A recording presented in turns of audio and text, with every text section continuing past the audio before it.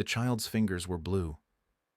Elena Morales noticed this first, before the expensive coat, before the terror in his eyes, before any of it made sense. Just the fingers, small and purple-blue against the white snow piling up near the dumpsters behind St. Francis Children's Therapy Center. She had been locking the front door, her keys jangling in the bitter December wind that cut through Itaewon like a knife. Christmas lights blinked red and green across the street where Nigerian restaurant owners were closing up shop next to Korean pojangmatcha tents. Somewhere a radio played a mix of Afrobeats and K-pop Christmas carols. Elena pulled her grandmother's old Ankara print coat tighter, the one she'd brought all the way from Lagos 12 years ago when Mama Kimmy died and left her alone in Seoul. The coat looked out of place in the snow, but it was warm, and it smelled like home. The crying sound came again, soft, almost lost in the wind. Elena's heart stopped. She knew that sound. She'd made it herself once, at 8 years old, crouched behind a similar dumpster in Yaba, Lagos, waiting for someone, anyone, to care. Her feet moved before her mind caught up. Around the corner of the building, past the recycling bins sorted the Korean way, into the narrow alley where the security lights barely reached. And there he was. A boy, maybe 6, maybe 7. Soaking wet despite the expensive black coat that probably cost more than Elena's monthly rent. His dark brown skin stood out against the white snow, his tight curls plastered to his forehead, his whole body shaking so hard his teeth chattered loud enough to hear over the wind. Mixed heritage, Elena thought immediately. African and Asian features blended in his face, but it was his eyes that grabbed Elena's throat and squeezed, wide, empty. The kind of empty that came from seeing things no child should see. "Hey," Elena whispered in Korean, then switched to English, then tried Yoruba. "Bawoni, are you okay?" Nothing. The boy just stared at her, his small chest heaving with silent sobs. Elena crouched down slowly, making herself small, unthreatening. The snow soaked through her pants immediately, but she didn't care. "I'm Elena.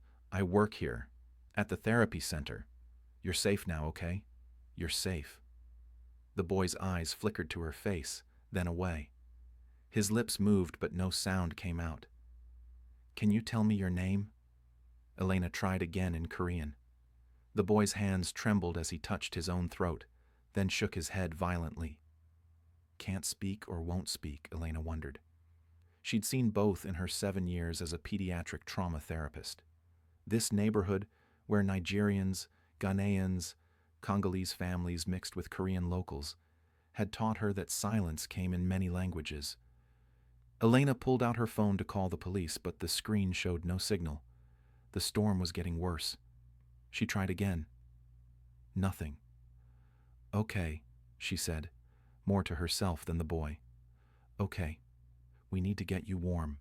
"You'll die out here." She reached toward him, and the boy flinched so hard he hit his head against the dumpster. A small sound escaped his throat. Fear. Pure fear. Elena's eyes burned. She knew this too. The flinching. The expectation of pain. "I won't hurt you," she said softly. "I promise. Nobody's going to hurt you. But you're freezing and I need to get you inside." She stood up slowly and took off her grandmother's coat. The boy watched as she held it out to him, not moving closer, just offering. The Ankara print bright against the white snow, yellows and oranges and reds like fire. "My grandmother gave this to me," Elena said, "when I was scared and alone. It kept me safe. It'll keep you safe too." For a long moment, nothing happened. Then the boy's small hand reached out. He touched the fabric. His fingers left wet prints on the cloth. "That's it," Elena encouraged. "You can take it." The boy pulled the coat toward himself, and Elena helped him wrap it around his shaking body. It was huge on him, swallowing him whole. But within seconds she could see his shivering slow down just a little. "Good," Elena said.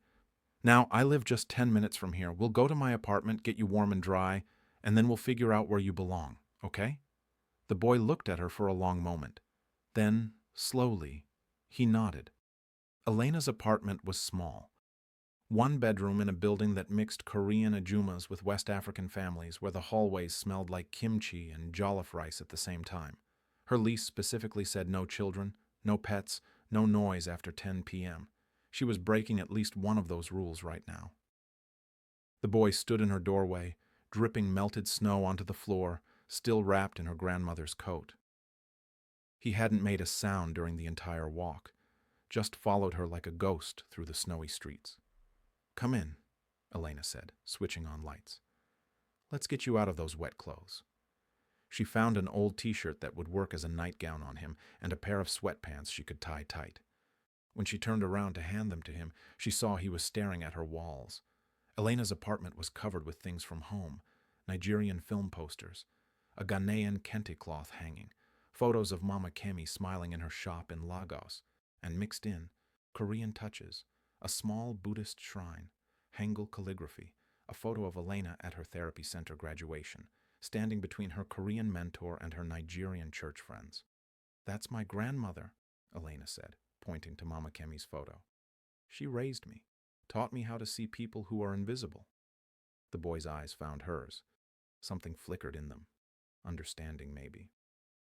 "Bathroom's there," Elena pointed. "Get changed, and I'll make something warm." While the boy changed, Elena heated up some leftover pepper soup her friend Kioma had brought over last week. She added rice, made it mild, stirred in some healing herbs Mama Kemi used to swear by. Through the bathroom door she could hear nothing, not even water running. Was he okay? "Everything all right in there?" she called in Korean. Silence. "I'm making food, Nigerian pepper soup. It's good for cold. My grandmother's recipe." More silence. Then the door opened slowly. The boy stood there in Elena's oversized clothes, looking even smaller than before. But now Elena could see other things. A surgical scar behind his left ear, barely visible through his damp curls. Expensive dental work when he'd accidentally opened his mouth to breathe. Fresh bruises on his wrists, like someone had grabbed him hard. Elena's therapist mind cataloged everything while her heart broke a little more. "Come eat," she said gently. The boy sat at her small table, staring at the soup. He picked up the spoon, put it down, picked it up again. His hands shook. "It's safe," Elena said. "I promise. Look." She took a spoonful from her own bowl. "See? Just soup." The boy watched her swallow. Then, slowly, he tried a small sip. His eyes widened. He took another sip, then another. Within minutes, the bowl was empty. "More?" Elena asked. He nodded, and for the first time the ghost of something crossed his face. Not quite a smile, but close. While he ate his second bowl, Elena noticed his hands. Even though they were warming up, he kept moving them in strange patterns, setting the spoon down precisely, arranging the napkin, lining up the water glass with the edge of the table, over and over, patterns within patterns. She'd seen this before. Self-soothing behavior, control in a world that felt out of control. When the boy finished eating, Elena brought out paper and crayons. "Can you draw for me? Show me anything you want?" The boy looked at the paper for a long time. Then he picked up a black crayon and started drawing. Not random child scribbles. Precise lines, a spiral inside a hexagon, over and over, the same symbol, filling the page. Elena felt cold despite the warm apartment. That symbol meant something important. "Is this from where you came from?" she asked gently. The boy's hand froze. His eyes went wide with fear again. He shook his head hard, violent, then started rocking slightly. Okay, Elena said quickly. "It's okay. You don't have to explain. I'm sorry I asked." She reached out slowly and put her hand near his on the table. Not touching, just close. "You're safe here. Whatever that symbol means, whatever happened, you're safe now. I promise."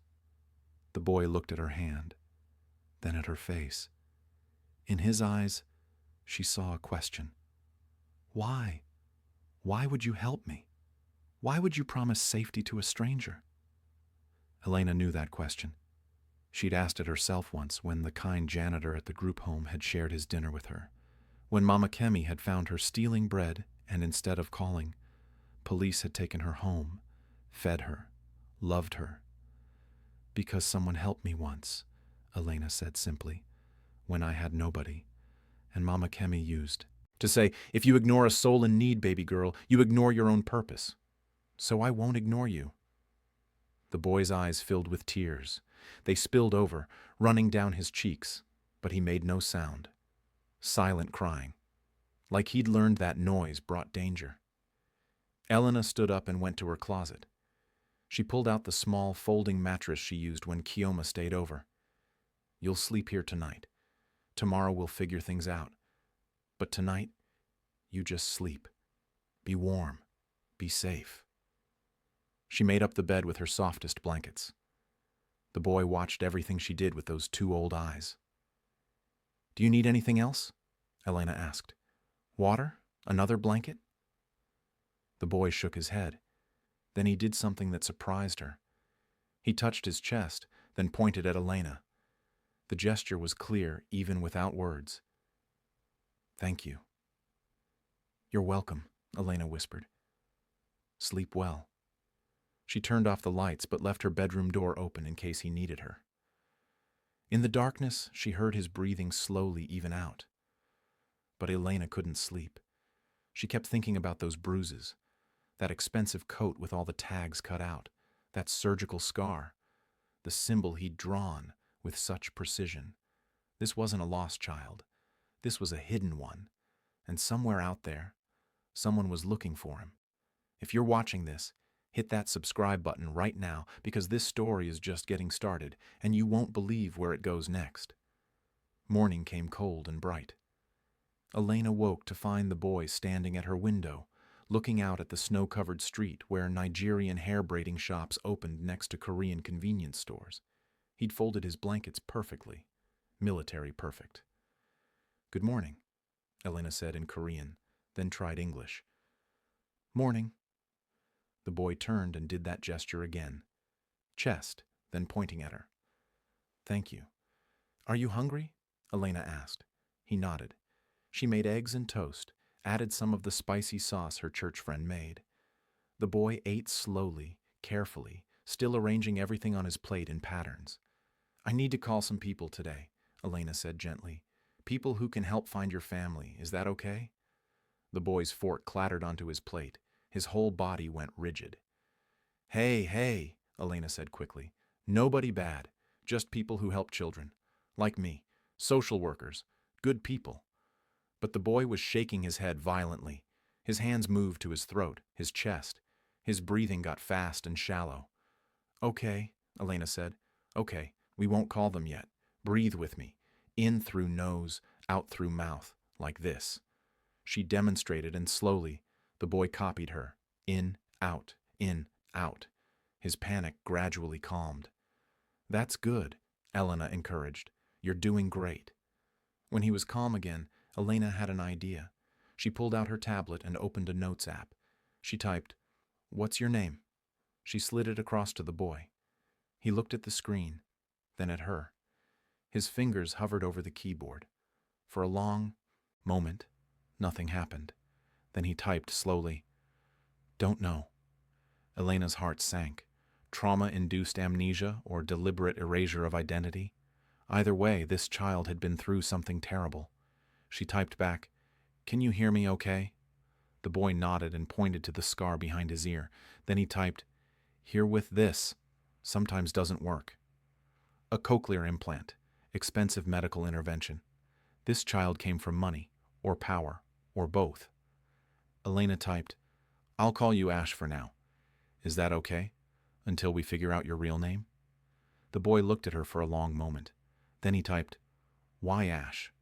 "From the fireplace," Elena typed, pointing to the small electric heater decorated to look like a traditional fireplace. Ash is what's left after fire, but it's also what new things grow from. New beginnings. The boy stared at the screen.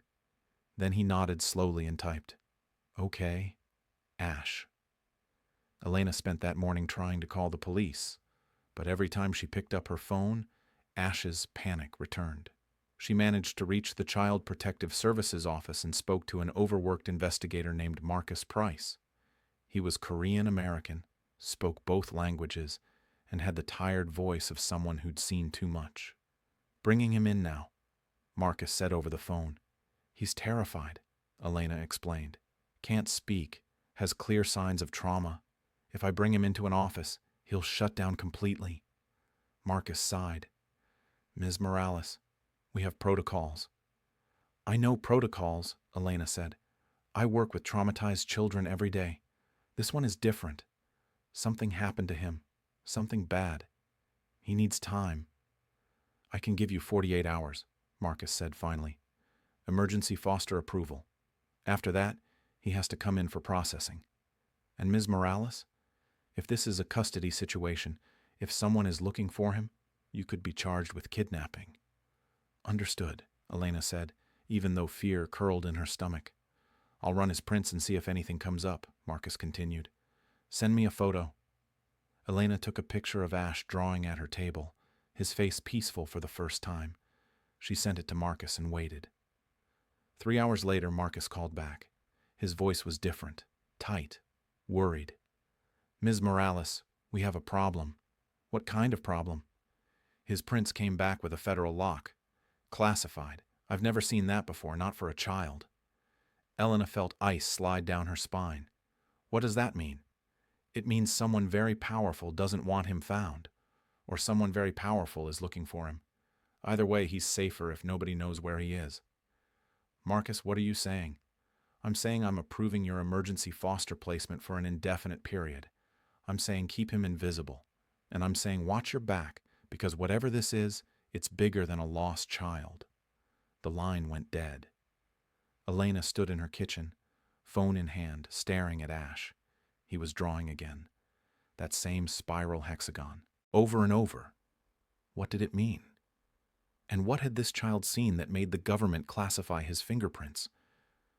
Tell me in the comments where you're watching this from and if you've ever had to make a choice to help someone when it might put you in danger.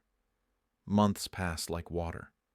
January turned to February, February to March. The snow melted and cherry blossoms started blooming in Namsan Park. Ash stayed invisible in Elena's small apartment in Itaewon, growing stronger day by day. Elena worked from home as much as possible, doing online consultations with her therapy clients. When she had to go to the center, her friend Kioma from the Nigerian Community Church would come stay with Ash. Kioma was large and loud and full of laughter, and gradually, Elena saw Ash start to relax around her too. "This boy is too thin," Kioma declared one day, pinching Ash's arm gently. "We need to put some proper Nigerian food in him. Some pounded yam, some egusi soup." Ash couldn't respond verbally, but he smiled. It was the first real smile Elena had seen. They developed a routine. Mornings, Elena would teach Ash to read. He learned fast, hungry for knowledge. She discovered he could understand both Korean and English, though he couldn't speak either. They communicated through writing, through drawing, through the simple tablet Elena bought him. One afternoon in March, Elena introduced Ash to her therapy dog, Zephyr, a gentle golden retriever she sometimes brought home from the center. Ash's face transformed when he saw the dog. He dropped to his knees and Zephyr bounded over, licking his face.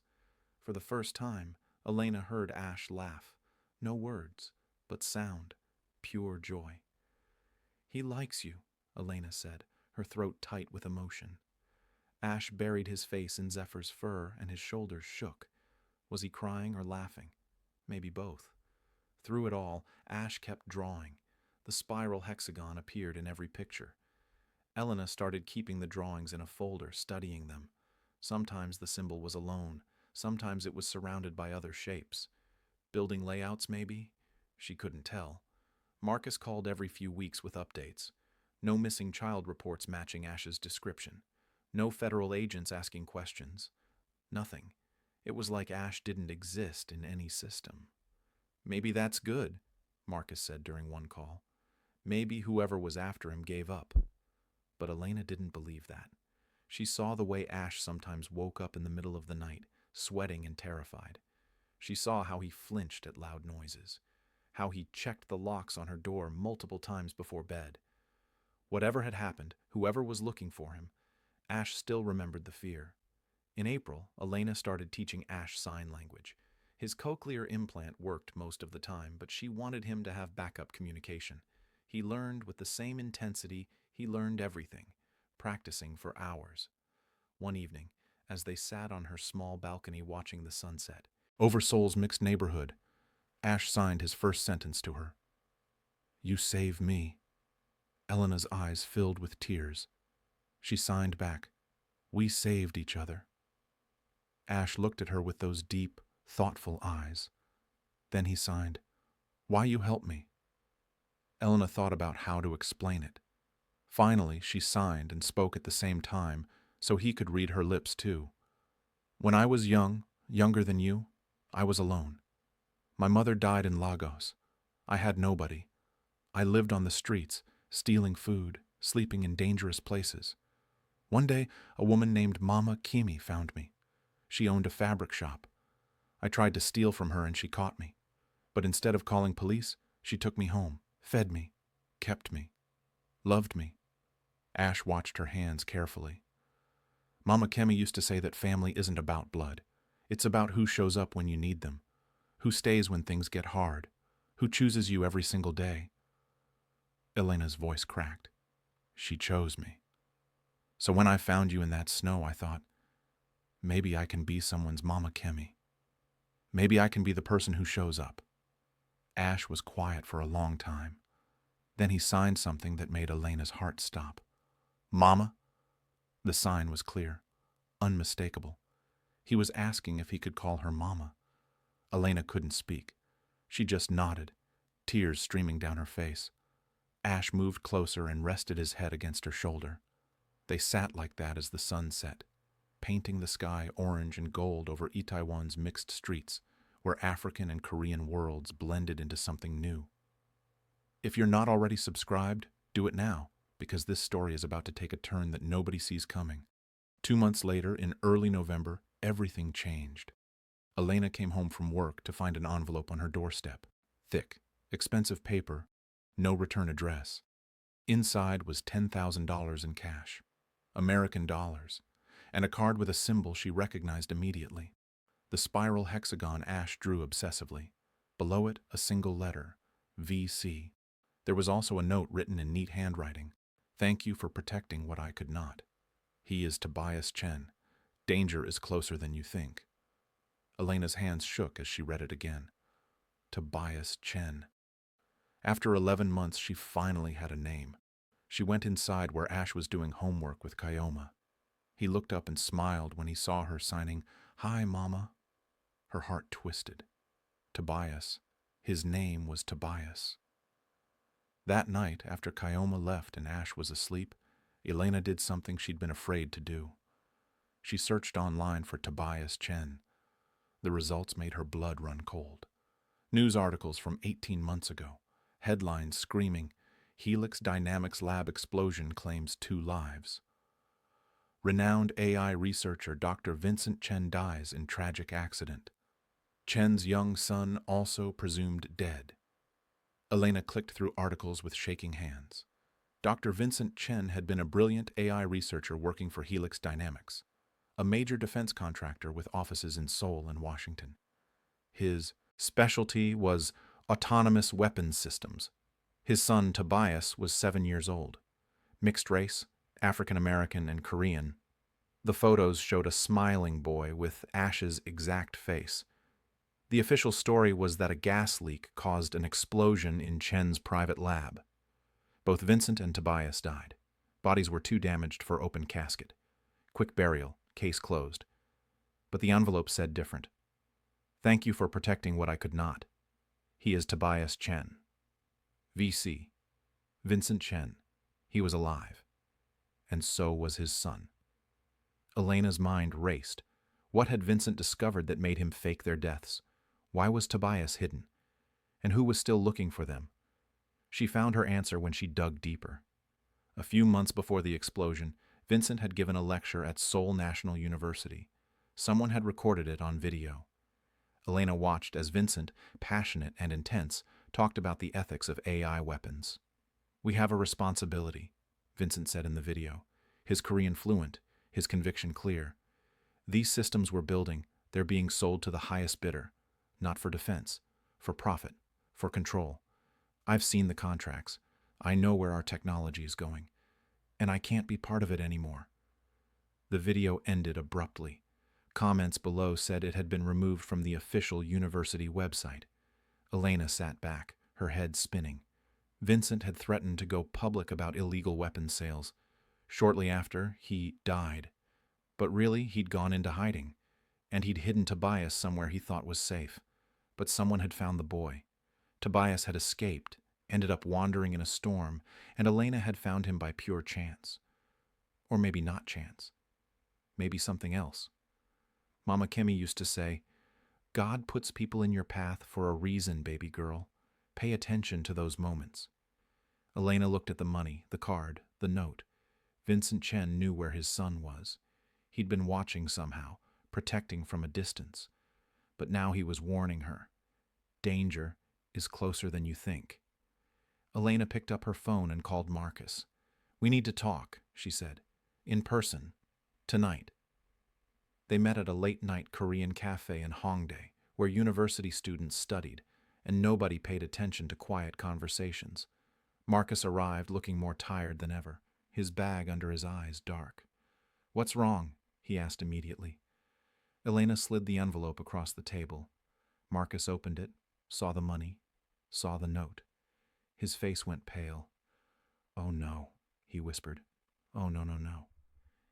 "You know who Tobias Chen is?" Elena said. It wasn't a question. Marcus ran his hand through his hair. "I didn't connect it. The boy was supposed to be dead. Everyone said so. The bodies were too damaged, but dental records confirmed. Except..." He stopped. "Except you could fake dental records if you had enough money and reason." "What was Vincent Chen working on?" Elena demanded. "What did he know?" "You need to talk to federal investigators," Marcus said.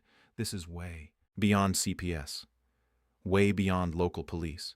If Tobias is alive, if Vincent Chen faked their deaths, there's a reason. A big reason." "The note says danger is close," Elena said, her voice shaking. "How close? What am I supposed to do?" Marcus pulled out his phone and made a call. He spoke in rapid Korean, using terms Elena didn't understand. Official language. When he hung up, his face was grim. "FBI agent Simone Reeves is coming. She specializes in corporate espionage cases. She'll be here in 20 minutes. 20 minutes? Elena's heart pounded. "Marcus, what's going on?" "Something bigger than either of us understood," Marcus said quietly. "And you and that boy are right in the middle of it." Agent Simone Reeves was not what Elena expected. She was young, maybe 35, Korean-American, wearing jeans and a leather jacket. She looked like she could be a graduate student, not FBI. "Ms. Morales," Simone said, sitting down without ceremony. "Tell me everything about the boy." Elena talked for 30 minutes straight, finding ash in the snow, the classified fingerprints, the drawings, the cochlear implant, learning he was Tobias Chen. Everything. Simone listened without interrupting, taking notes on her phone. When Elena finished, Simone was quiet for a long moment. "Okay," she finally said. "Here's what I can tell you. Dr. Vincent Chen was our informant." Elena's breath caught. "What?" 2 years ago, Vincent came to us with evidence that Helix Dynamics was selling advanced AI weapons systems to hostile nations, not just selling specs, actual working prototypes, autonomous drones that could kill without human oversight. He had documents, recordings, everything. We started building a case. "What happened?" Elena asked. "Someone inside Helix found out Vincent was talking to us. They tried to kill him and make it look like an accident.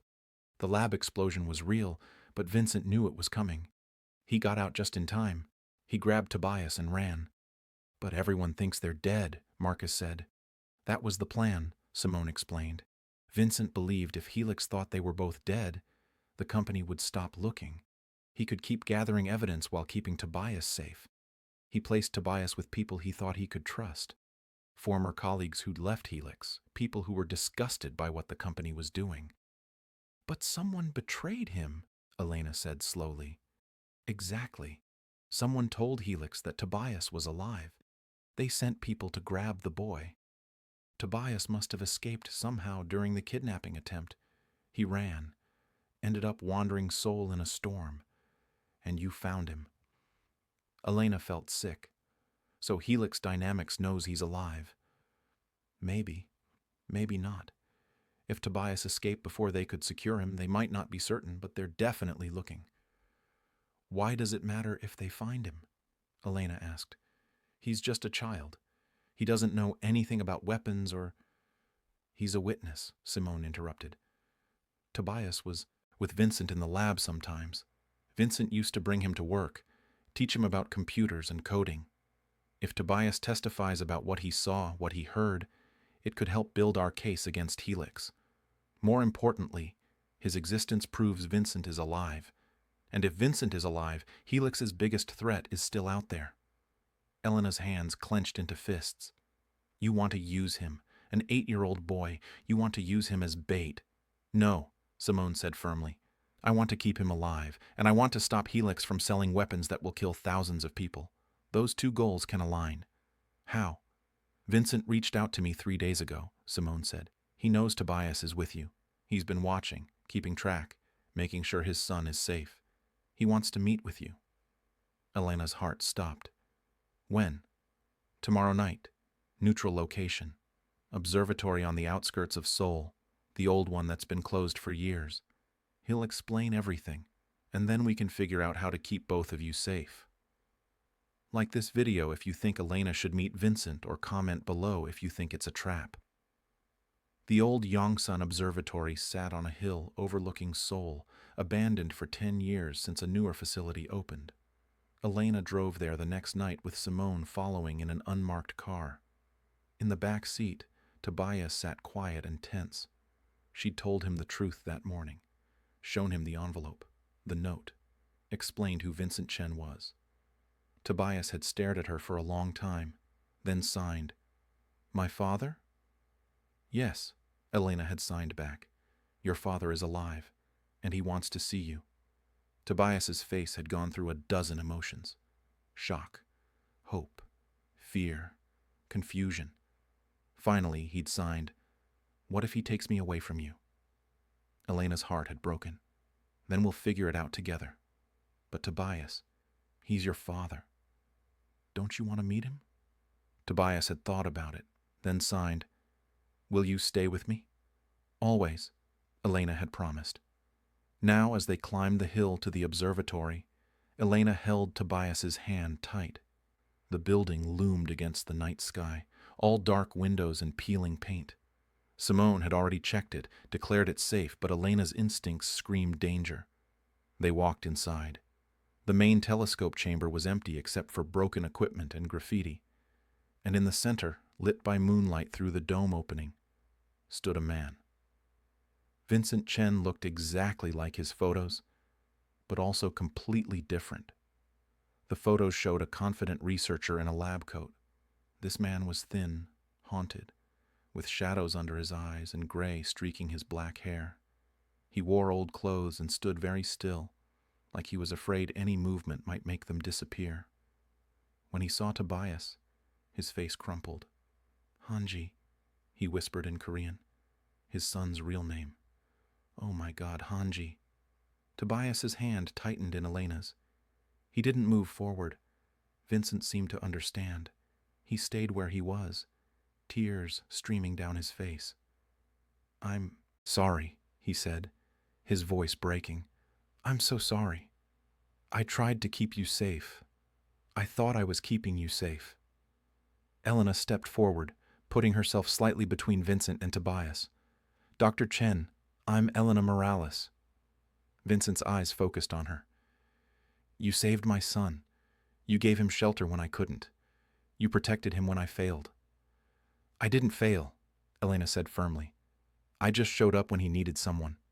And you did what you had to do to keep him alive. Did I? Vincent's laugh was bitter. I faked our deaths. I left him with people I thought I could trust and they sold him out. My own former research partner, Dr. Sarah Kwan. She's the one who told Helix where Tobias was. For money. For her belief that our weapons research was necessary for national security. She betrayed us both. Tobias made a small sound. Elena looked down and saw his face had gone pale. He signed something rapid. Dr. Sarah. I remember Dr. Sarah. She was nice. She gave me candy. I know, Vincent said, watching his son's hands. He knew sign language, too. She seemed nice, but she chose money over morals, over you. Why did you want to meet? Elena asked. Why now? Because Helix is getting desperate, Vincent said. The FBI case is building. They're making arrests, freezing assets. But the top people, the real power, they're still free. And they know that if Tobias testifies, if he confirms that I'm alive and working with the FBI, they're finished.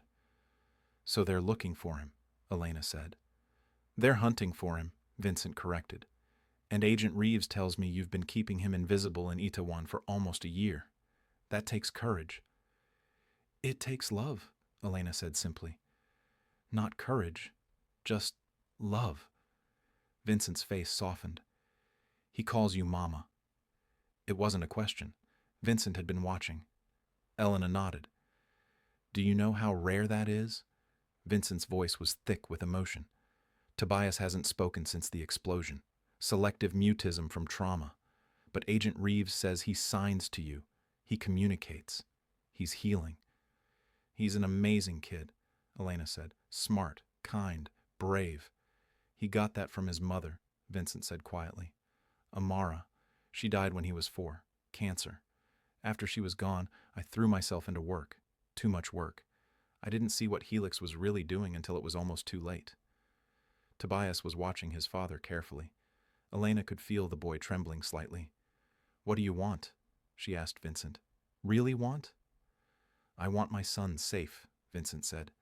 I want Helix destroyed, and I want... He stopped, his voice breaking again. I want to be his father again, but I look at him holding your hand, calling you Mama, and I realize maybe I lost that right.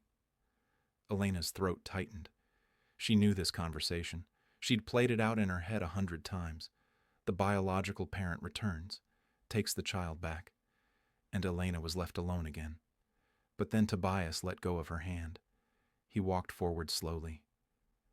Vincent dropped to his knees, making himself small, unthreatening. When Tobias reached him, the boy stopped just out of reach. Appa? Tobias signed the Korean word for father. Yes, Vincent said, crying openly now. I'm your Appa. Tobias looked back at Elena, then at his father. He signed slowly, deliberately. You left me. Vincent flinched like he'd been struck. I know. I'm so sorry. I thought I was protecting you. I thought if Helix believed we were dead, you'd be safe. But I was wrong. I trusted the wrong people. You promised you'd always protect me, Tobias signed. After Alma died, you promised. Elena's heart ached. She could see the pain in both their faces, father and son, separated by trauma and broken promises. I broke that promise, Vincent said, and I will spend the rest of my life trying to make it right.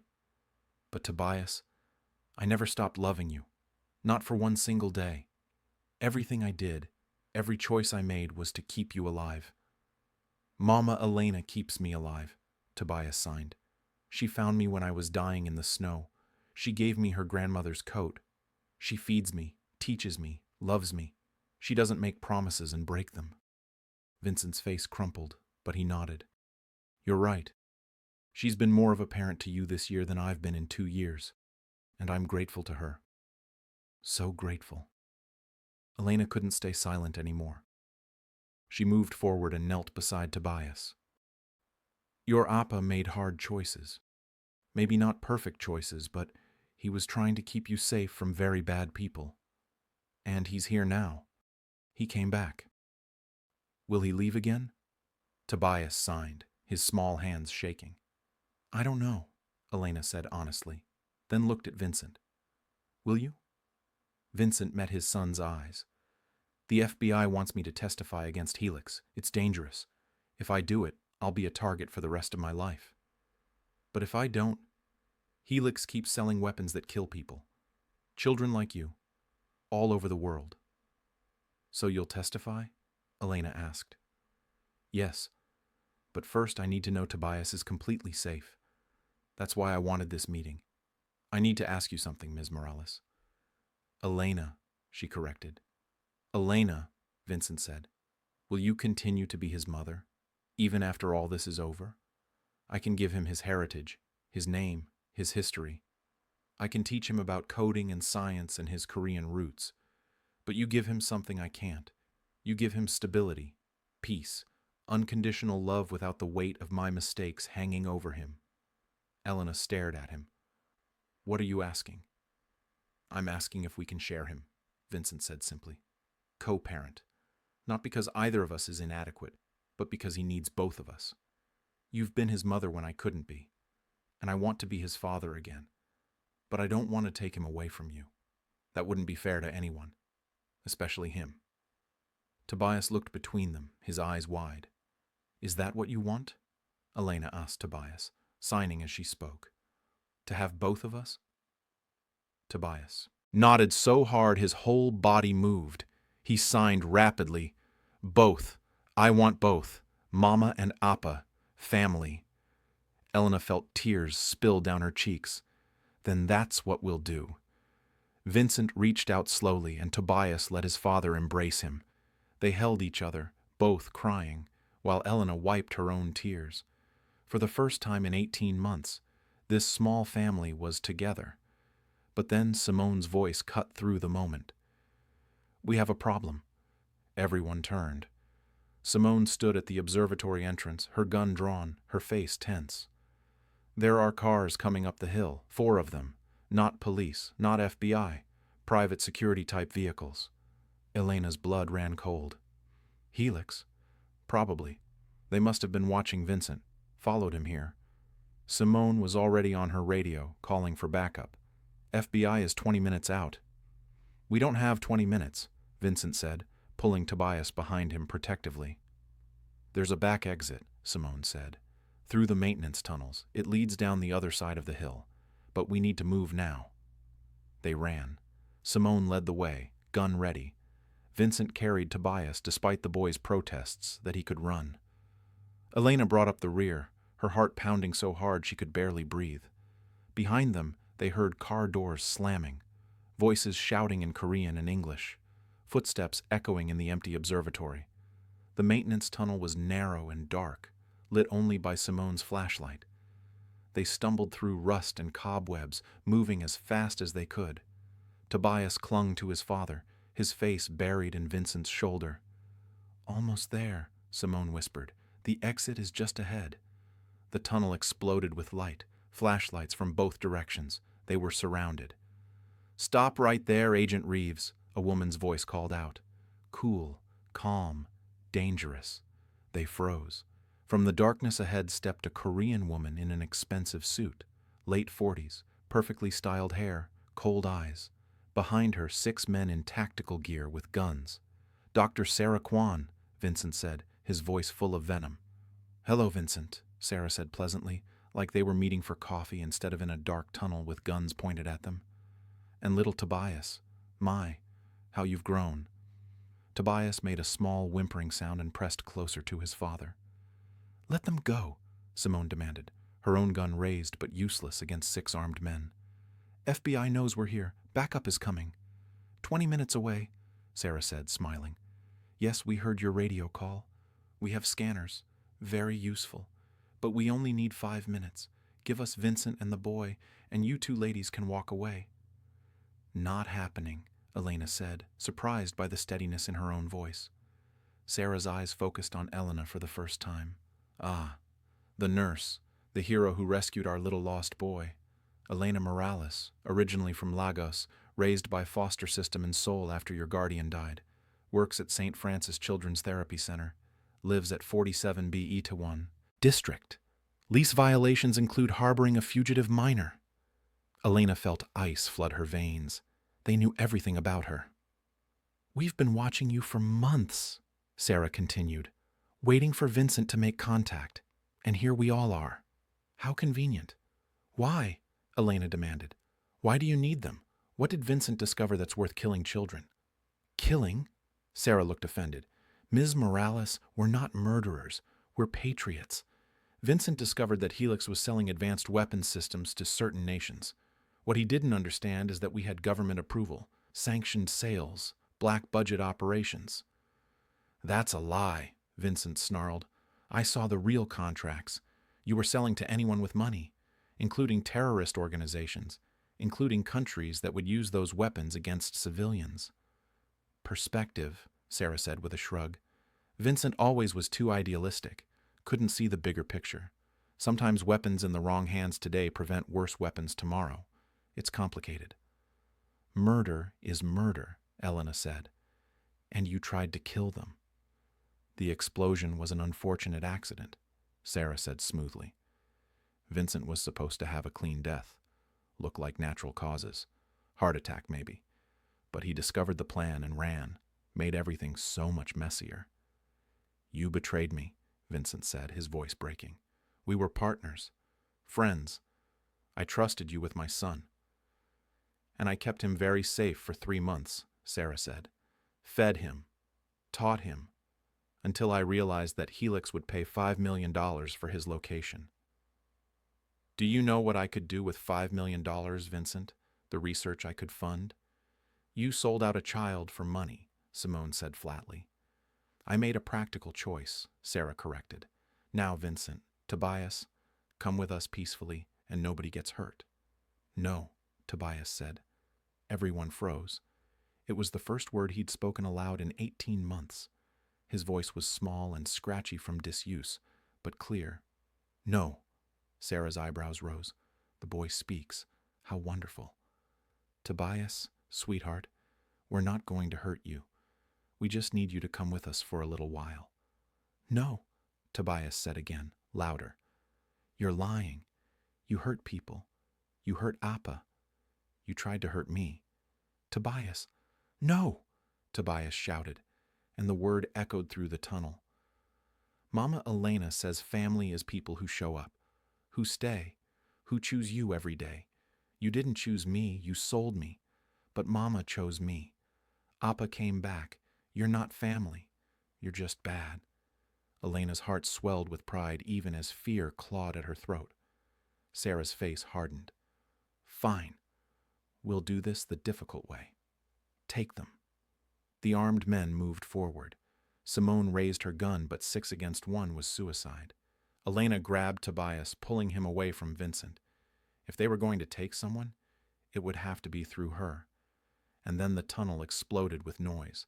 Gunfire, shouting, flashbangs going off. Elena threw herself over Tobias, covering his small body with hers. Vincent covered them both. The world became chaos and noise and terror. When the ringing in Elena's ears finally faded, she looked up to see FBI agents everywhere. Simone was cuffing Sarah Kwan while the woman screamed about lawyers and warrants. The armed men were on the ground, hands behind their heads. "Clear," someone shouted. "Is anyone hurt?" An FBI medic rushed over. Elena checked herself, then Tobias, then Vincent. "We're okay. We're okay." Simone walked over, breathing hard.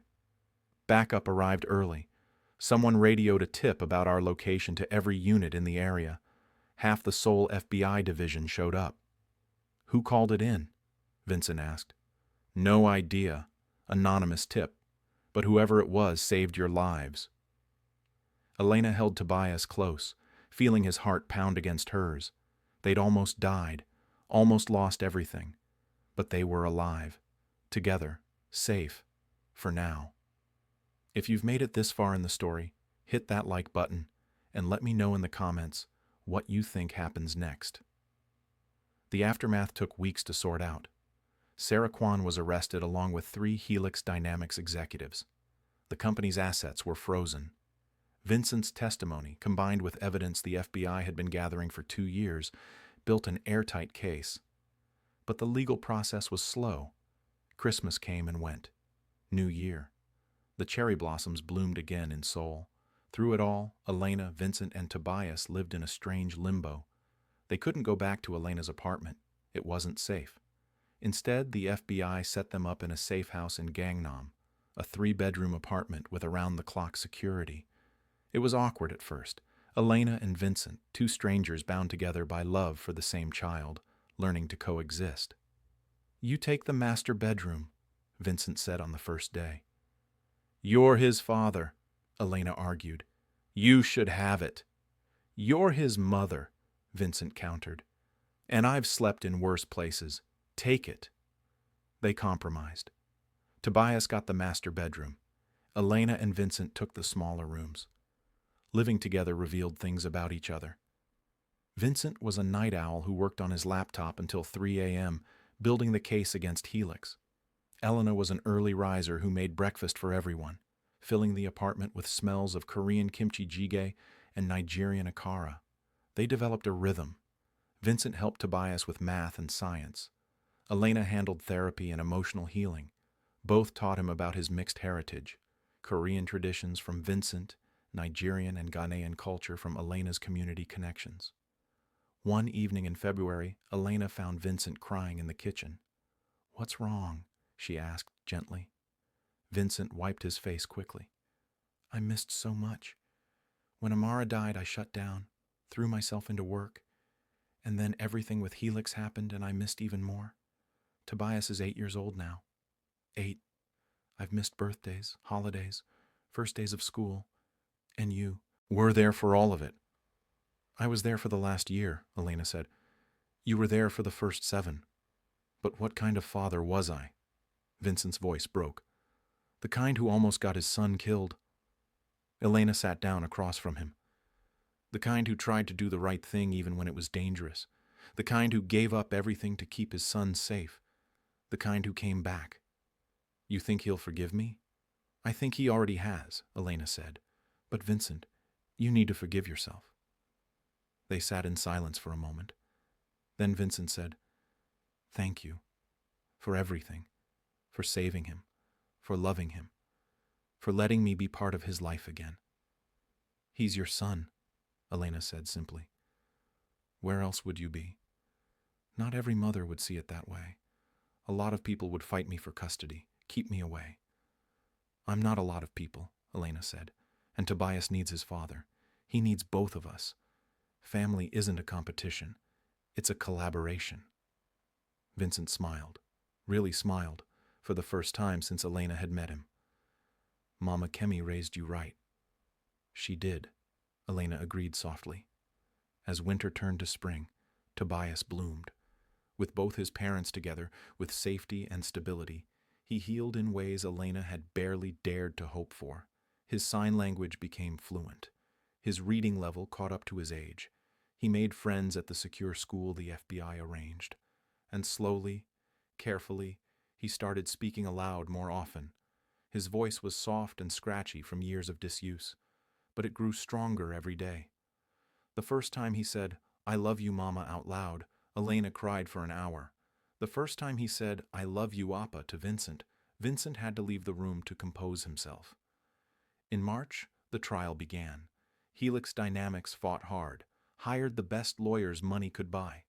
But the evidence was overwhelming.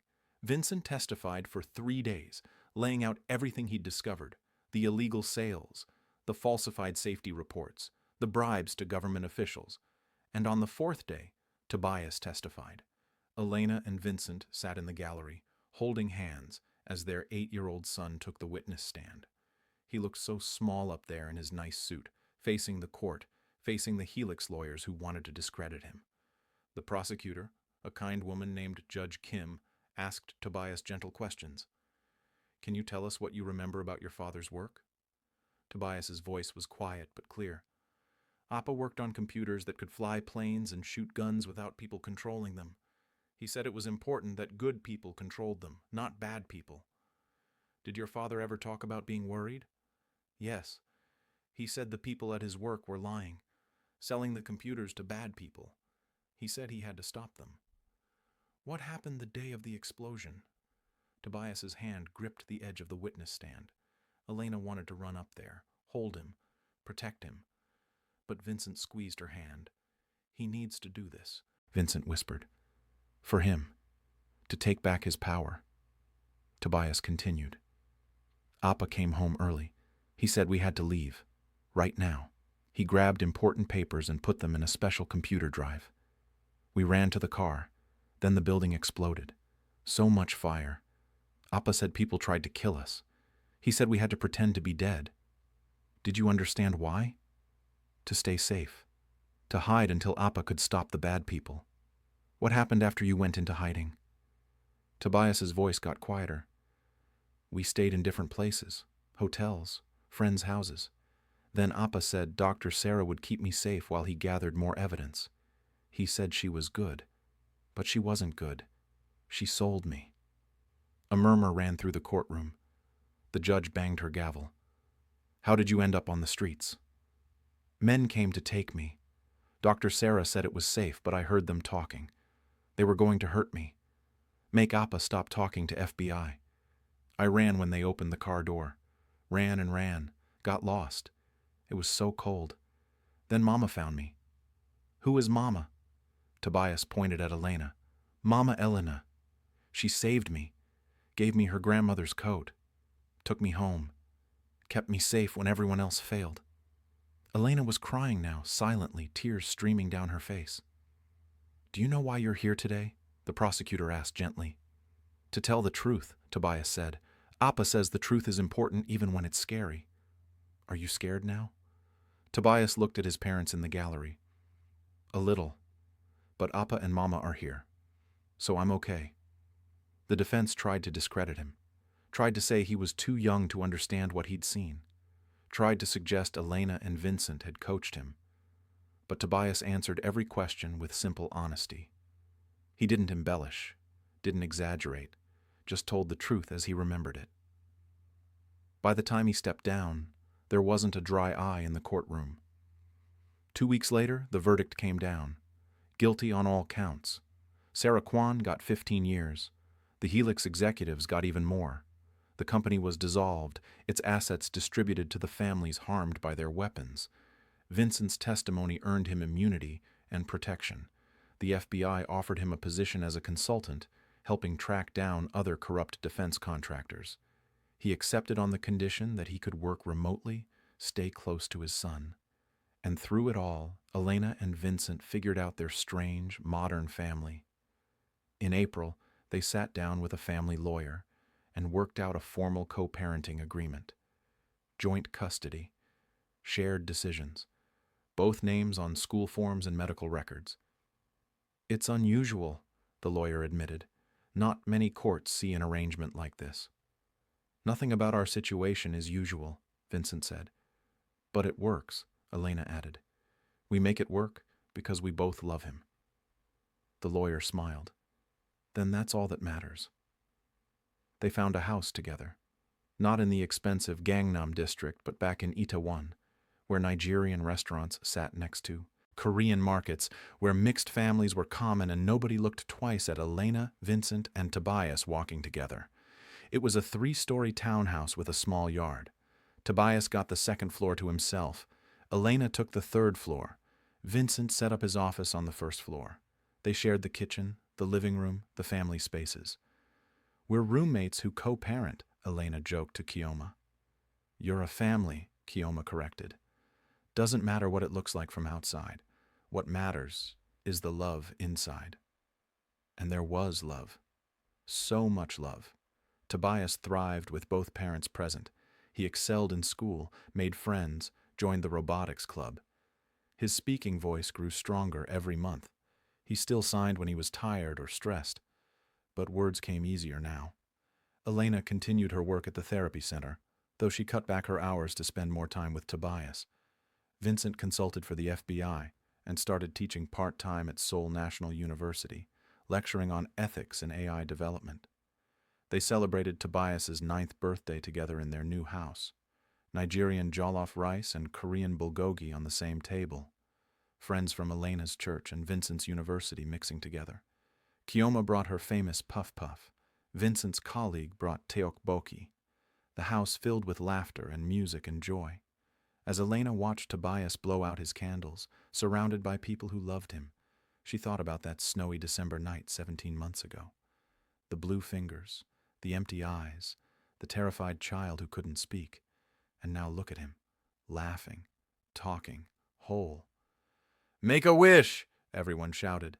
Tobias closed his eyes, thought for a moment, then blew out all 9 candles in one breath. When he opened his eyes, he looked at Elena, then at Vincent. "What did you wish for?" Vincent asked. Tobias smiled. "Can't tell, or it won't come true." But later, when Elena was tucking him into bed, Tobias signed to her. "I wished that we stay together forever. All 3 of us. Is that silly?" Elena's eyes filled with tears. She signed back, "That's not silly at all. That's perfect." "Do you think it'll come true?" Elena thought about everything they'd been through, the danger, the fear, the uncertainty, and how they'd survived all of it by choosing each other every single day. "Yes," she signed.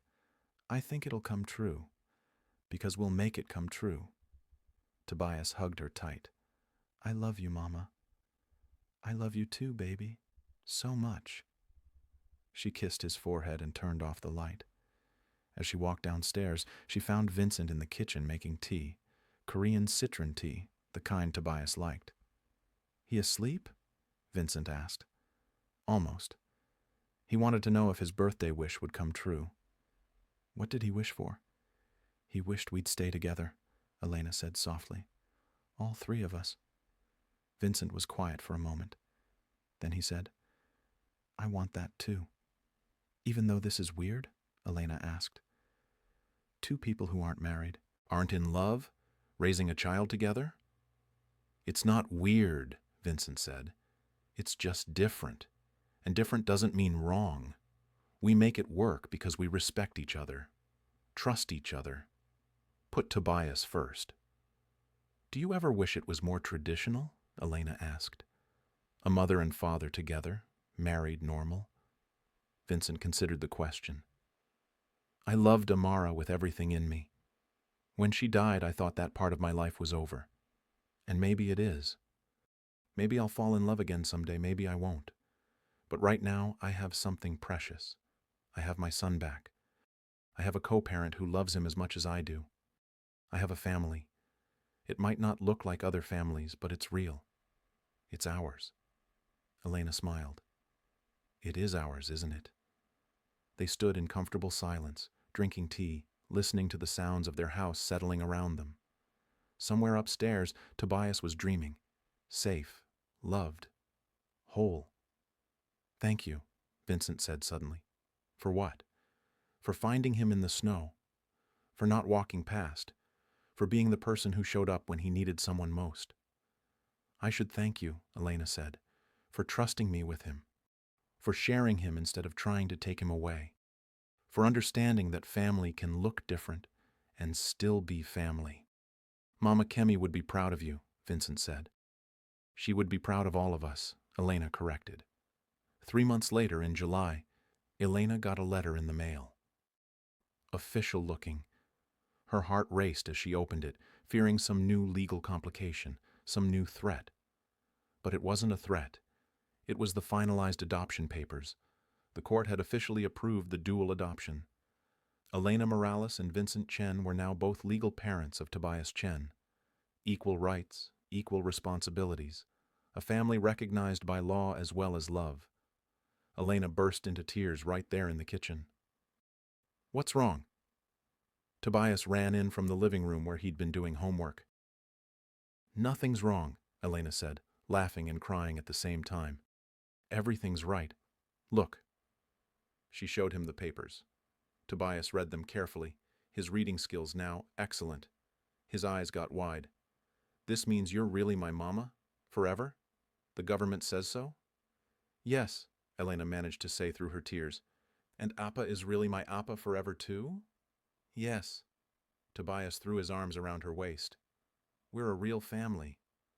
"We were always a real family," Elena said, hugging him back.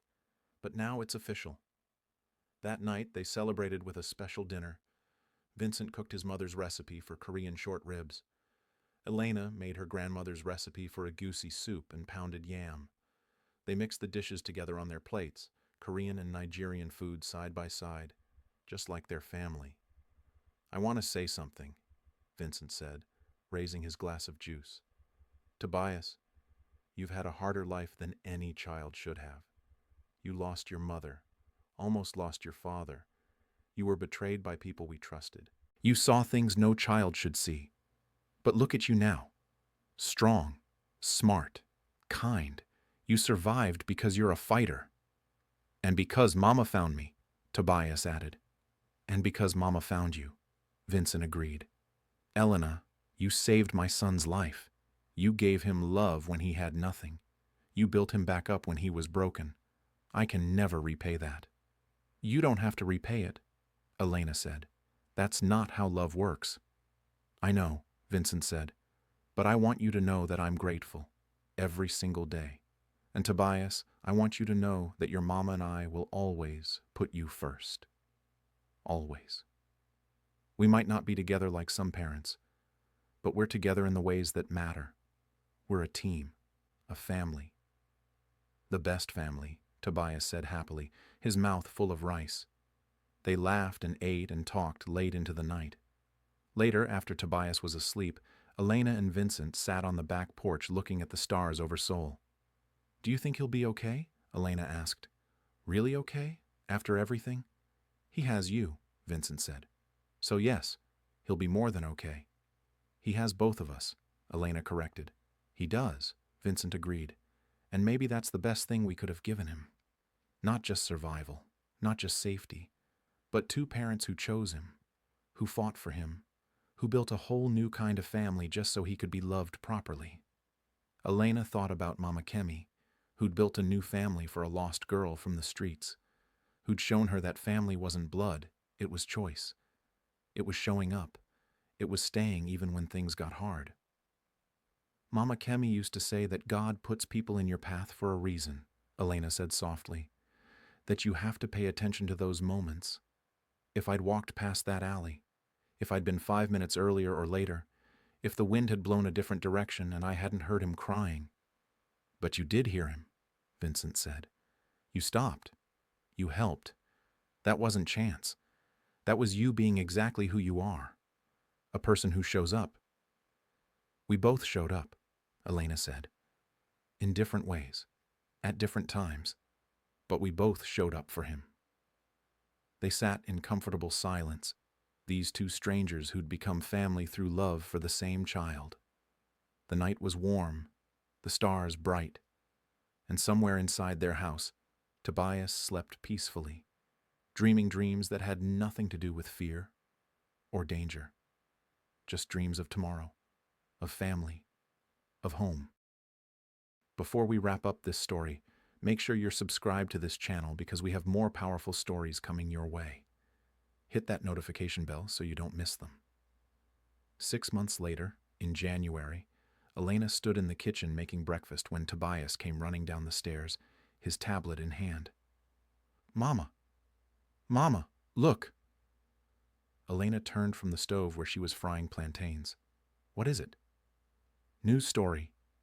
Tobias shoved the tablet at her. The headline read, "Helix Dynamics Victims Fund Established.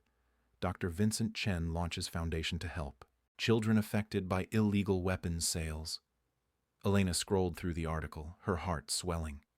Vincent had taken the $45 million settlement from Helix and used it to create a foundation. It would provide therapy, education, and support for children orphaned or injured by the weapons Helix had illegally sold. "Your Appa did this?" Elena asked. "He wanted it to be a surprise," Tobias said proudly. "He's been working on it for months. He asked me to help design the logo. Look." The foundation's logo was simple and beautiful, a phoenix rising from ashes, wings spread, carrying children upward toward light. "The phoenix represents rebirth," Tobias explained, sounding like his father. "Because everyone deserves a second chance. And the children represent hope. Appa says hope is the most important thing." Elena felt tears prick her eyes.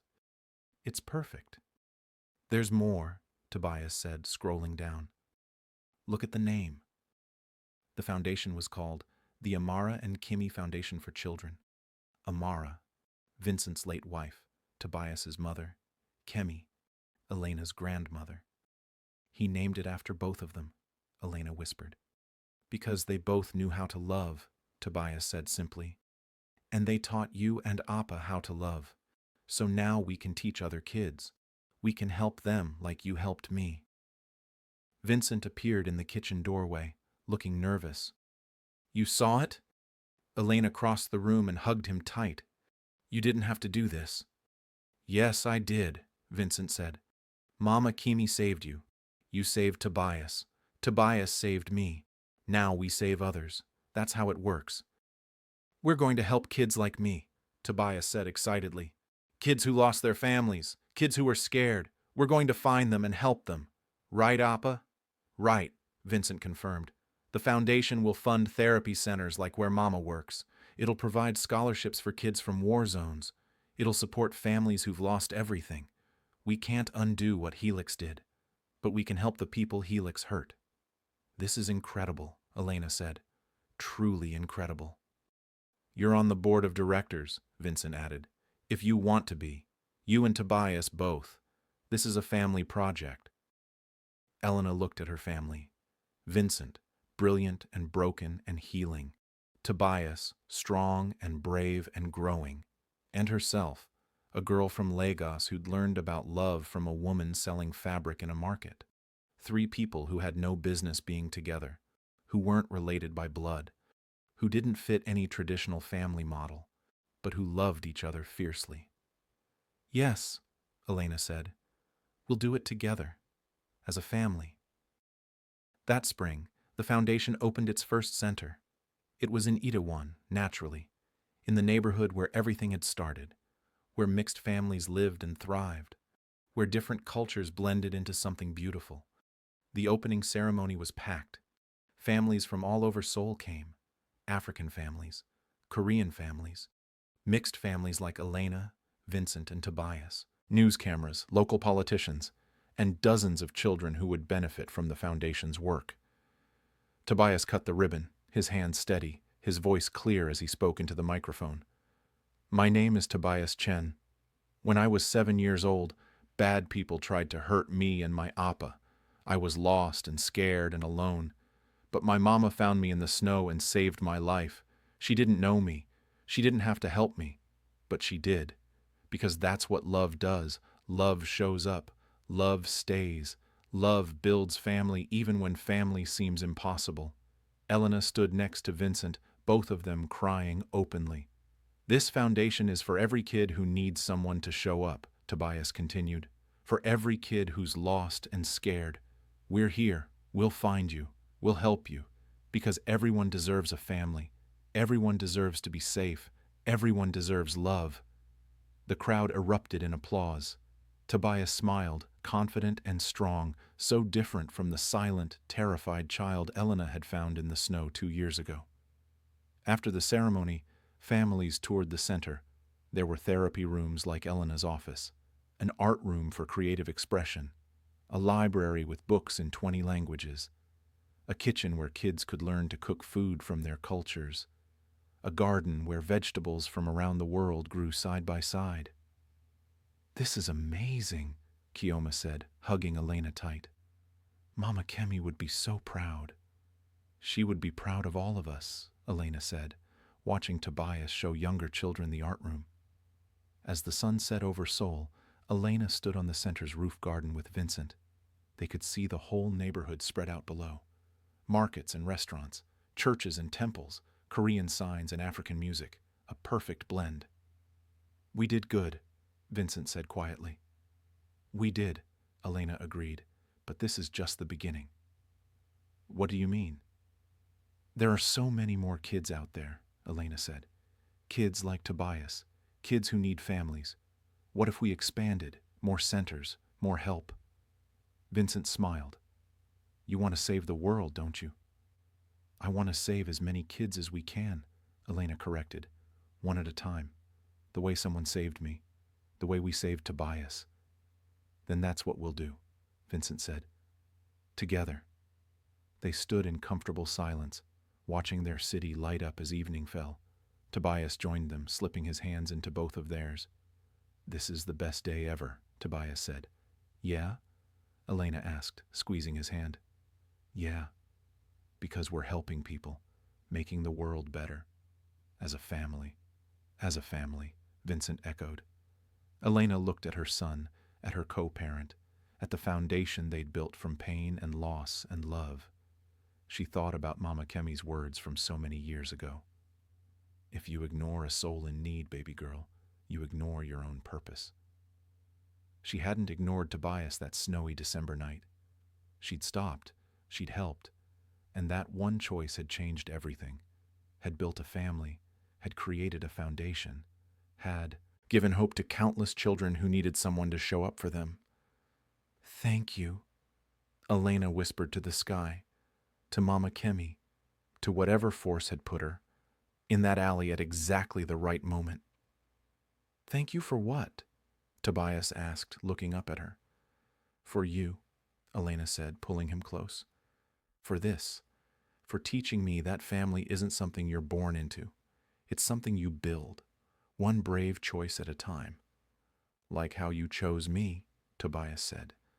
Like how we all chose each other, Elena corrected, reaching across to include Vincent in the embrace.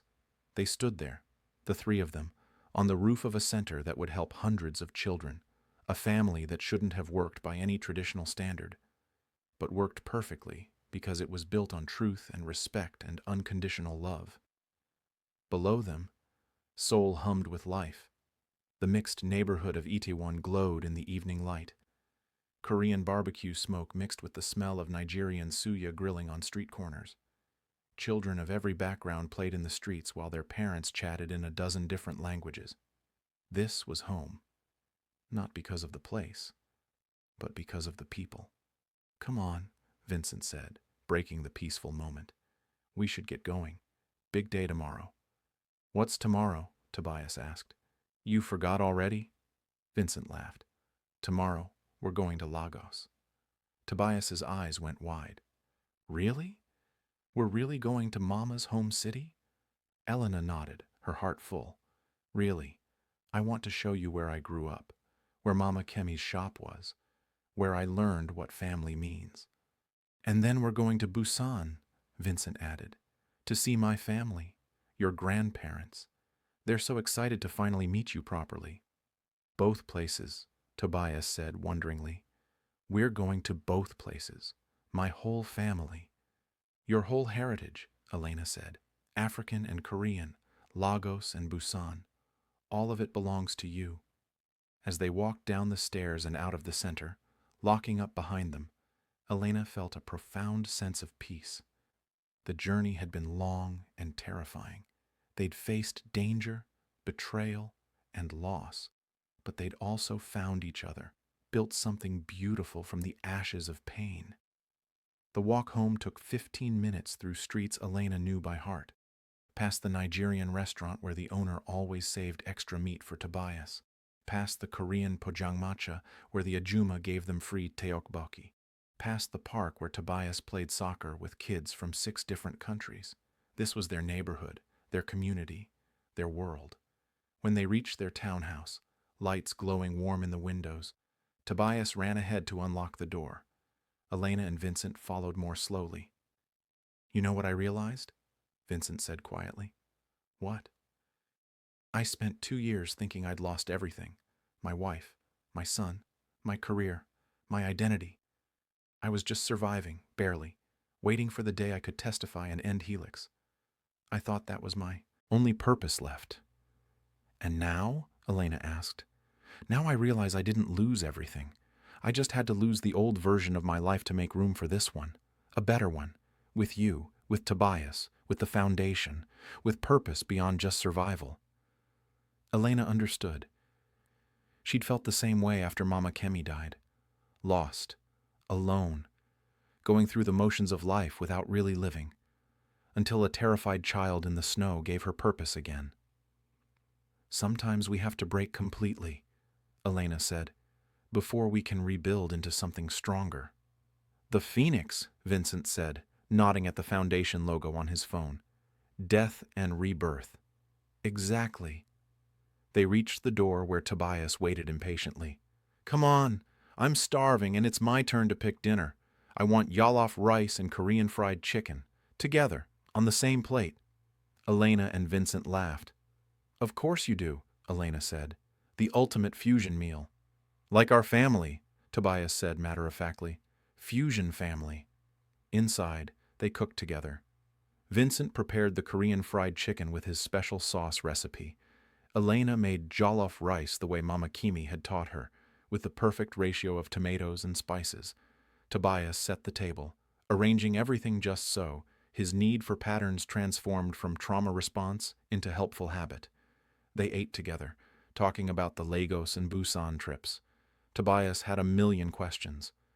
What was Mama Kemi like? Would Vincent's parents like him? Could he learn to speak Yoruba and Korean better? Were there kids his age in both places? Yes to everything, Elena assured him. And yes, they'll love you. How could they not? After dinner, Vincent helped Tobias with homework while Elena cleaned up. Through the doorway, she could hear them talking about math problems and giggling over some joke. This was normal. This was family. This was everything she'd never dared to dream she could have. Later, after Tobias was asleep, Elena found Vincent in his office, working on foundation documents. Don't stay up too late, she said. Early flight tomorrow. I won't. Just finishing these grant applications. We have 17 therapy centers applying for funding. 17, Elena. In just 6 months. That's incredible. It's because of you, Vincent said. Your work at St. Francis inspired this whole model. Your approach to trauma-informed care, your understanding of cultural sensitivity, all of it. It's because of all of us, Elena corrected. You provided the resources. Tobias provided the inspiration. I just helped shape it. Vincent leaned back in his chair. You know what's funny? 2 years ago, if someone told me I'd be co-parenting with a woman I'm not married to, running a foundation, living in Itaewon, I'd have thought they were crazy. That wasn't my life plan. Plans change, Elena said. They do. And sometimes the changes are better than the original plan. Vincent looked at her seriously. Elena, I need you to know something. What we have, this co-parenting arrangement, this friendship, this family, it means everything to me. I know it's unconventional. I know people probably talk, but I don't care. This works for us, for Tobias. I know, Elena said softly. I feel the same way. Good, because I don't want you to ever feel like you're just the person who found him. You're his mother. Full stop. As much as I'm his father, equal, important, essential. Elena's eyes burned with tears. Thank you for saying that. I mean it, and I mean this too. You're not just Tobias's mother. You're my family too. My sister in arms, my co-pilot, my friend. I trust you with my son's life. I trust you with his heart. There's nobody else in the world I'd rather do this with. Elena crossed the room and hugged him. Not romantic, just familial. The hug of two people bound by love for the same child, by respect, by shared purpose. Same, she whispered. Same. The next morning they boarded a plane to Lagos. Tobias pressed his face against the window, watching Seoul disappear below them. Mama, what if I don't like Lagos? He asked nervously. Then we'll come home, Elena said simply. But I think you'll love it. It's loud and chaotic and colorful and full of life, just like you. Lagos exceeded even Elena's nostalgic memories. They stayed with Kiyoma's family in a bustling neighborhood where music played constantly and children ran through the streets fearlessly. Elena took Tobias to Mama Kimi's old shop, now owned by someone else but still selling beautiful fabrics. This is where she found you? Tobias asked, standing in the doorway. Right here. I was trying to steal bread from the shop next door and she caught me. What did she do? She asked me when I'd last eaten. I said I didn't remember. So she closed her shop early and took me home, fed me, let me sleep on her couch. In the morning I tried to leave, but she stopped me, said, You stay here now, you're mine. Tobias's eyes were wet. Just like that? She just kept you? Just like that, Elena confirmed.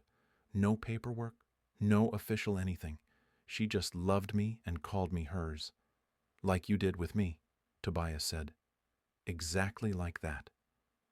They visited Mama Kemi's grave in a small cemetery overlooking the city. Elena laid flowers and introduced her son. Mama Kemi, this is Tobias, my son. Your grandson, I guess. He's everything good in the world, smart and brave and kind. You'd love him so much. Tobias placed his own flowers on the grave. Thank you for saving my mama, he said quietly. So she could save me. Thank you for teaching her about family. We're using those lessons now to help other kids. I hope that makes you proud. Elena pulled him close, both of them crying, surrounded by the sounds and smells of Lagos, her old home, her foundation. They spent a week in Lagos eating amazing food, meeting Elena's old friends, swimming in the ocean, dancing to Afrobeats music. Vincent took hundreds of pictures documenting everything. Tobias absorbed it all like a sponge, asking questions, trying new foods, learning Yoruba phrases. This is part of me, he said one night as they sat on Kioma's family's balcony. Lagos, Africa. It's in my blood. Yes, Elena said, just like Korea is. You're lucky. You get to belong to two incredible cultures. 3, Tobias corrected. Nigerian from you, Korean from Appa, and African American from my birth mother. 3 cultures. That's pretty cool. That's very cool, Vincent agreed. From Lagos, they flew to Busan. Vincent's parents met them at the airport, his mother crying the moment she saw Tobias. Hanji-ya, she sobbed using his Korean name. My grandson, my precious grandson. Vincent's father was more reserved, but Elena could see the emotion in his eyes as he hugged his son. Then Tobias. The family dinner that night was overwhelming. Vincent's parents, his 2 sisters, their husbands, their children. Everyone crowding around Tobias, asking questions, expressing joy that he was alive and safe. Elena felt awkward at first, uncertain of her place in this family reunion. But Vincent's mother pulled her aside. You're the one who saved him, she said in Korean, gripping Elena's hands. Vincent told us everything. You found our grandson when he was dying. You protected him. You loved him. I did what anyone would do, Elena said, uncomfortable with the praise. No, Vincent's mother said firmly. Most people would walk past. Most people don't stop. But you stopped. You saw a child in need and you gave him everything. Your home, your love, your life. How do I thank you for that? You don't have to thank me, Elena said. Tobias is my son. I love him. I know you do. I see it in how you look at him, how he looks at you. Vincent's mother smiled through tears. You're his mother, just as much as Amara was, just as much as Vincent is his father. Family isn't always blood. Sometimes it's choice. And you chose our grandson. So you're family now. Mine. Ours. Elena's throat closed with emotion. Thank you. They spent 2 weeks in Busan. Vincent's family showed Tobias temples and beaches, taught him traditional games, told him stories about his father's childhood. Tobias met his cousins and bonded instantly, language barriers meaning nothing when there were soccer balls and video games involved. One evening, Elena found Vincent sitting alone on the beach near his parents' house. You okay? She asked, sitting beside him. Better than okay. I never thought I'd get this. A family dinner with my son. My parents meeting him. My sisters spoiling him. I thought I'd lost it all forever. But you didn't. No, I lost some things. Amara, years with Tobias. My career in the way I planned it. But I gained other things. The foundation. A new purpose. And you. Elena bumped his shoulder with hers. You're stuck with me now. Co-parent for life. I can think of worse fates, Vincent said, smiling. Actually, I can't think of a better person to raise a child with. You're patient when I'm impatient, gentle when I'm too logical, emotional when I'm too controlled. We balance each other." "We do," Elena agreed. "It's weird how well this works." "It's not weird. It's just different. And different is good." They sat watching the sun set over the ocean, similar to that evening in Seoul, but also completely new. They'd traveled across the world, shown Tobias both halves of his heritage, built connections across cultures and continents. "What do you think he'll remember most?" Vincent asked. "About these trips?" "That he belongs everywhere," Elena said. "Lagos, Busan, Seoul, African, Korean, American, all of it. He doesn't have to choose. He gets to be all of it at once." "Just like our family," Vincent said. "All of it at once. Messy and beautiful and unconventional and perfect." If you've made it to the end of this story, please hit that like button and share this video with someone who needs to hear that family comes in all forms.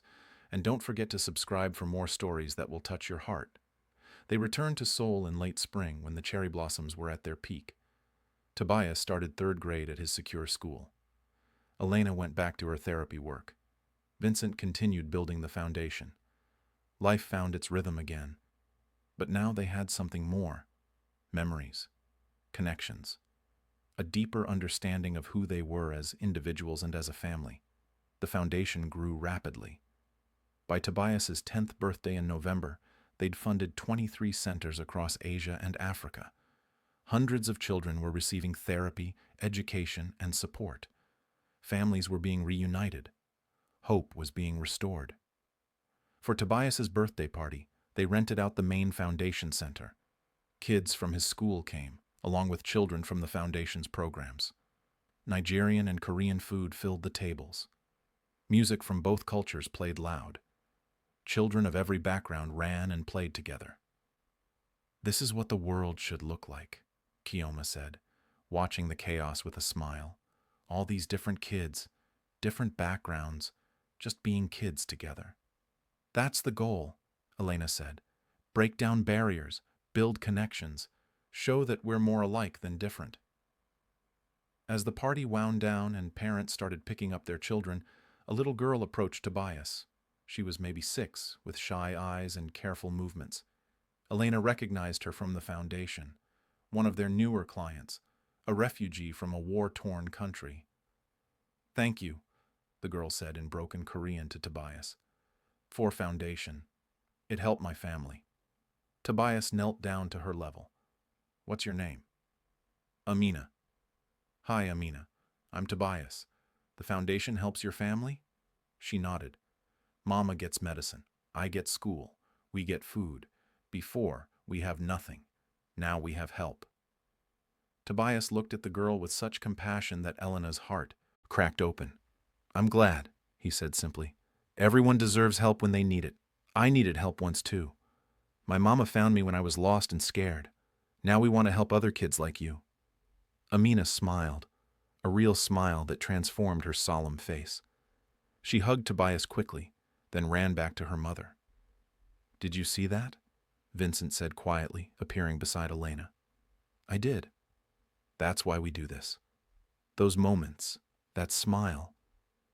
"He's going to change the world," Elena said, watching Tobias talk to other foundation children. "Our son. He's going to make it better." "He already is," Vincent said. That night, after all the guests were gone, and the center was cleaned up, the 3 of them walked home through Itaewon's familiar streets. Tobias walked between them, holding both their hands, swinging them slightly. "Best birthday ever," he declared. "Yeah? Better than last year in Lagos?" Elena teased. "Better than Lagos and Busan combined, because this year we were home, with all our friends, helping people. That's the best." They reached their townhouse and went inside. Tobias headed upstairs to take a shower while Elena and Vincent collapsed on the couch. "Exhausted?" Vincent asked. "Completely, but good exhausted, the kind that comes from doing something meaningful." "We should talk," Vincent said, his voice suddenly serious. Elena's stomach tightened. "About what?" About the future. Tobias is 10 now. In a few years, he'll be a teenager, then college, then his own life. We need to think about what our co-parenting looks like long term. I thought we were doing fine, Elena said, confused. We are. We're doing great. But I want to make sure we're on the same page. I want to make sure you don't feel trapped. That you know you're free to have your own life, your own relationships. You don't have to put your life on hold for Tobias and me. Elena understood then. Vincent was giving her an out if she wanted it. Permission to step back, to date, to build a traditional family if that's what she wanted. Vincent, she said carefully, do you want me to step back? God, no, he said immediately. But I want you to be happy, fully happy, not just satisfied. I am happy, Elena said. This is my life. Tobias is my son. You're my family. The foundation is my purpose. I'm not on hold. I'm not sacrificing. I'm living exactly the life I choose. But what about romance? Partnership? Don't you want that? Elena thought about it honestly. Maybe someday. Maybe I'll meet someone who understands our family dynamic and wants to be part of it. But I'm not searching for it. I'm not feeling incomplete without it. What I have now, what we've built, it's enough. More than enough. It's everything. Vincent's shoulders relaxed. Okay, good. I just needed to make sure. What about you? Elena asked. Don't you want those things? I had that with Amara. It was beautiful and perfect, and then it ended. I'm not sure I'm meant to have it again. And I'm okay with that. I have Tobias. I have you as a partner in parenting and the foundation. I have purpose and meaning. That's more than most people get. So we're both okay with this? Elena confirmed. This weird, wonderful, unconventional family we've built? Better than okay, Vincent said. I wouldn't change a thing. They sat in comfortable silence until Tobias came back downstairs in his pajamas. Family movie night? He asked hopefully. Family movie night, Elena and Vincent agreed in unison. They piled onto the couch, Tobias in the middle, and started a movie none of them paid much attention to. Instead, they just existed together. Three people who'd found each other in the darkness and built something luminous. As Elena sat there with her son's head on her shoulder and her co-parent falling asleep on the other end of the couch, she thought about that December night 3 years ago. The blue fingers, the terrified eyes, the impossible choice to help. If she'd walked past that alley, Tobias would have died in the snow. Vincent would have lost his son forever. The foundation wouldn't exist. Hundreds of children wouldn't have the help they needed. One choice, one moment of deciding to stop, to see, to help. That's all it took to change everything. Mama? Tobias murmured, half asleep. Yeah, baby. I'm glad you found me. Me too, sweetheart, me too. Do you think Mama Kimmy knew? That finding me would lead to all this? The foundation and everything? Elena thought about her grandmother's words, about purpose and paying attention to moments and showing up for souls in need. I think she knew that one act of kindness creates ripples, Elena said softly, that helping one person can help hundreds, that love multiplies. Like how she saved you, you saved me, and now we save others, Tobias said. Exactly like that. That's pretty cool. Yeah, Elena agreed, kissing the top of his head. It really is. The movie played on, but none of them were watching. They'd all fallen asleep on the couch, tangled together, safe and warm and whole. Outside, Seoul hummed with life. In Itaewon, Nigerian restaurant owners closed up shop while Korean grandmothers swept their storefronts. 2 cultures, countless stories, infinite possibilities for connection. And in one small townhouse, 3 people who shouldn't have been family but absolutely were, slept peacefully. A nurse from Lagos, a researcher from Busan, and a boy who belonged to both worlds and all worlds at once. A family built not on blood or tradition or conventional rules, but on choice, on showing up, on staying even when things got hard, on loving without conditions or limitations. The midnight promise Elena had made 3 years ago in a snowy alley, that the boy would be safe, that she would protect him, had grown into something neither she nor Vincent could have imagined. Not just a promise kept, but a life transformed. Multiple lives. An entire foundation built on the radical idea that everyone deserves someone to show up for them. And it all started because one woman heard a cry in the darkness and chose not to walk past. Because sometimes the most extraordinary stories begin with the simplest choice: to stop, to see, to help, to love. Thank you so much for watching this story all the way to the end. If it touched your heart, please share it with someone who needs to hear this message about family, love, and choosing to show up for others. Don't forget to comment below and tell me where you're watching from, and hit that subscribe button for more powerful stories. Until next time, remember, family isn't just who you're born to. It's who you choose, who chooses you, and who stays when life gets hard. Be someone's Elena. Be someone's Vincent. Be the person who shows up.